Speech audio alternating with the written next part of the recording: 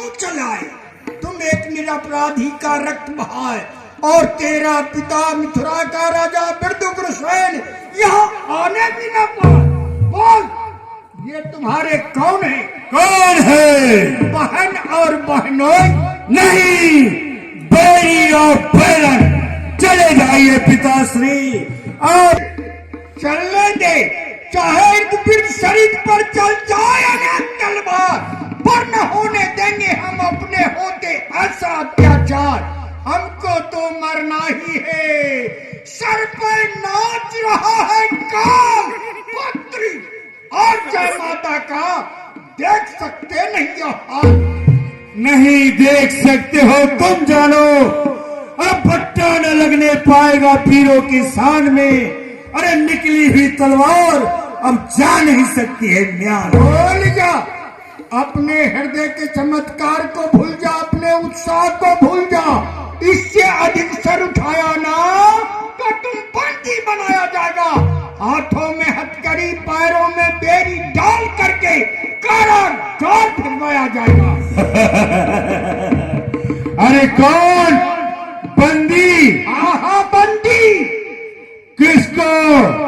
कंस को। किसकी आज्ञा से? मिथुरा के राजा विरुद्धग्रसेन की आज्ञा से। आज से तुम्हारी आज्ञा समाप्त हो गई है। तुम्हारे बुढ़ापे के साथ साथ तुम्हारा शासन काल भी पूरा हो गया है। आज से मुझे मथुरेश कहो, इस मथुरा नगरी का राजा ये कंस हुआ। देखो तो किसके हाथ में पकड़ती है हथकड़ी, पोछा पकड़ के किसको जकड़ती है हथकड़ी। आप भी आ गए इन घातकों के विचार में, तो आपको भेजता हूं मैं कारागार में। वीर बजरंग, इस बुड्ढे के हाथों में हथकड़ी बनाओ।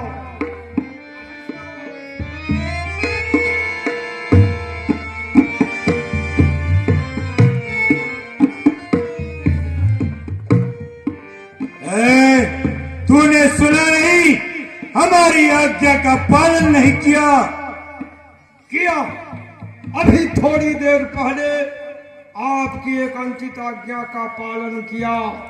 संकेत होते ही महाराज वसुदेव महारानी देवकी को बंदी बनाया, किंतु आपकी ये दूसरी आज्ञा किसी प्रकार पालन करने योग्य नहीं है। क्यों? क्योंकि जिनकी कृपा से आज मैं इतना बड़ा हुआ, रग रग में है जिनका नमक भरा हुआ, अगर आंखें दिखाऊं इनको तो ये आंखें फूट जाए, डालू जो इन पर ये हाथ तो ये हाथ टूट जाए। तो तुम मूर्ख है। हाँ, मैं मूर्ख हूँ, परंतु उससे अधिक नहीं जो किसी बुरी कल्पना से भयभीत न होकर और अपने आप को ईश्वर समझ रहा हो। तो तू कायर है। हाँ, मैं कायर हूँ, परंतु उससे अधिक नहीं जो अपनी बहन और बहनोई को बंदी बना रहा है। तो तू चाटकार है। हाँ, मैं चाटकार हूँ, परंतु उससे अधिक नहीं जो अपने बूढ़े पिता को कारागार भेजने के लिए मेरी ओर लाल लाल आंखें दिखा रहा हो। तुम्हारा डर नहीं मुझको, न डर मुझको जगत का है। मैं उसके डर से डरता हूँ जो स्वामी कुल जगत का है। तो बस इसी खड्ग से तेरी भेंट ली जाएगी। स्वीकार है, अपने बड़े महाराज के लिए इस सेवक को छोटा सा भेंट स्वीकार है।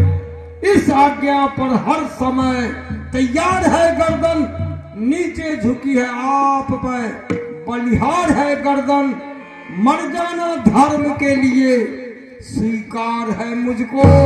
छोड़ू जो अपना धर्म तो धिक्कार है मुझको। शेख कुलंगार, कर्तव्य पालन करना एक सेवक से सीख। सब सीख चुका हूँ बुढ़े। मत दोस्त अवज्ञाकारी,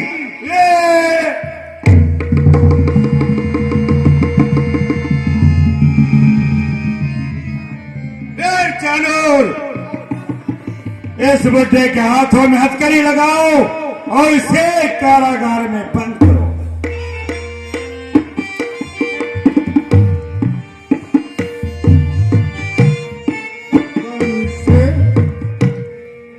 क्या तू मेरा बेटा है? हाँ हाँ, ये दुनिया कहती है कि हम तुम्हारा बेटा है। क्या तुम्हें पाल पोस करके इतना बड़ा बनाया, पढ़ाया लिखाया, संपत्ति का मालिक बनाया? बुढ़े, पाल पोस के इतना बड़ा किया तो इसमें कौन सा एहसान किया? ये तो हर एक माता पिता का धर्म है कि अपने पुत्र का लालन पालन करे। और पुत्र का क्या कर्तव्य है? यही कि अपने पिता से लालन पालन करवाए। इतना ही नहीं, बड़े हो करके आंखें दिखाए, उन्हें गालियां सुनाए, उनके हाथों में हथकड़ी, पैरों में बेड़ी डाल करके कारागार भिजवाए। मत, बूढ़े पिता का श्राप है, तू चैन न पाए। बदला तेरे कुकर्मों का तेरे सामने आए। जिस व्यक्ति पर आज तू है शस्त्र उठाए, संतान उसी की तुम्हारी अस्तित्व मिटाए। परमात्मा, परमात्मा जो पुत्र हो तो सुपुत्र हो, मर जाए गर्भ में जो ऐसा कुपुत्र। ले जाओ इस बुढ़े को, घसीटते हुए ले जाओ और कारागार में बंद कर दो। नरधम, नरपिशाच, तुम तरफ तरफ करके मरेगा।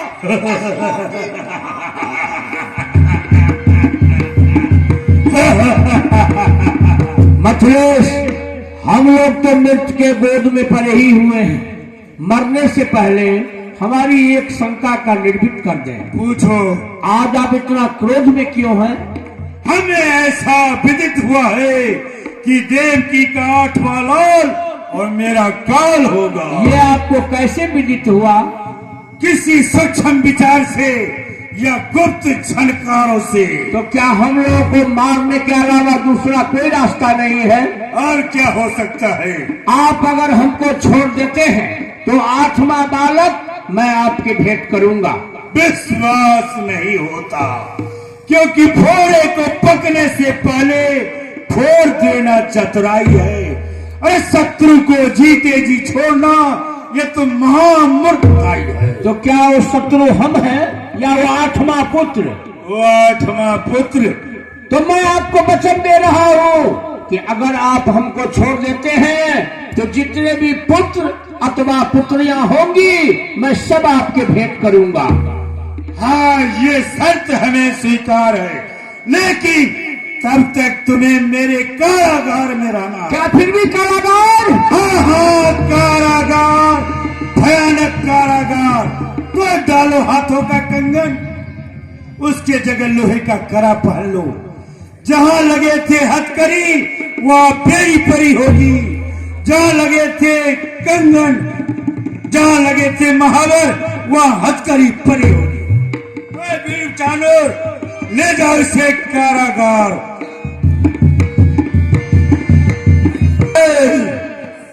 शक्ल मुझको देखना है सिर्फ उस भगवान की। हर कोई सूरत या शक्ति है इंसान की। इसी चक्कर में पड़ कर सोच कर हैरान हूं, हर कोई भगवान या मैं स्वयं ही भगवान हूं।